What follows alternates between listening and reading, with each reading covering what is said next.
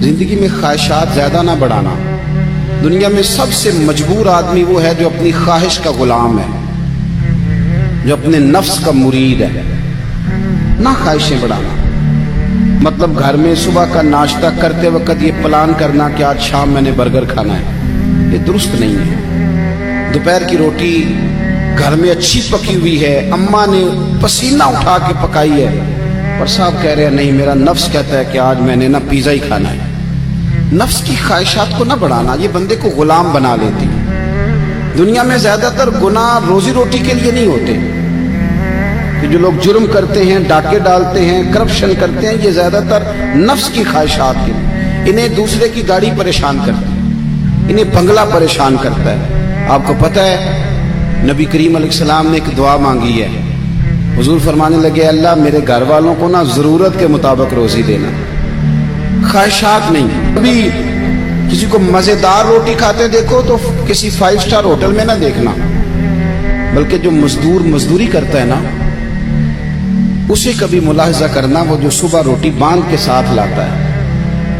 2 روٹیاں جب وہ لاتا ہے تو روٹیوں کے بیچ اچار ہوتا ہے، اور دوپہر کا جب وقت ڈھلتا ہے تو صاحب وہ اچار زیادہ تر پونے کو لگ جاتا ہے کپڑے کو،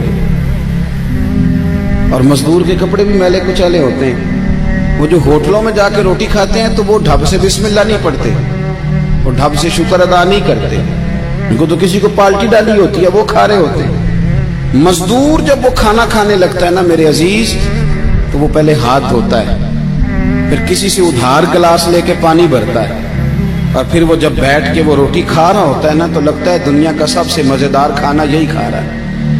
اور پھر جب اس کو لفظ بھی صحیح نہیں آتے کہ شکریہ کیسے ادا کرنا ہے، کھانے کے بعد کی دعا بھی پوری نہیں آتی، پر جب وہ 2 روٹیاں کھا کے آسمان کی طرف دیکھتا ہے تو اس کی آنکھوں کی روشنی بتاتی ہے کہ اس نے رزق حلال کھایا ہے، اور جو کھایا ہے اس پر اپنے رب کا شکر بھی ادا کیا ہے.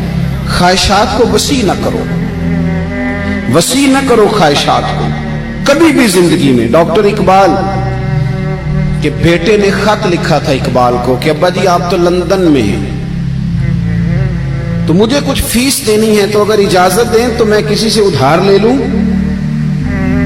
آپ نا ماں اور باپ کو کبھی کبھی کٹہرے میں کھڑا کر دیتے ہو جب کہتے ہو کہ پکنک جا رہی ہے مری، جہاں سے مرضی ادھار لے کے دو. آپ کو پتہ ہے پھر آپ کا باپ بیچارہ کیا کرتا ہے؟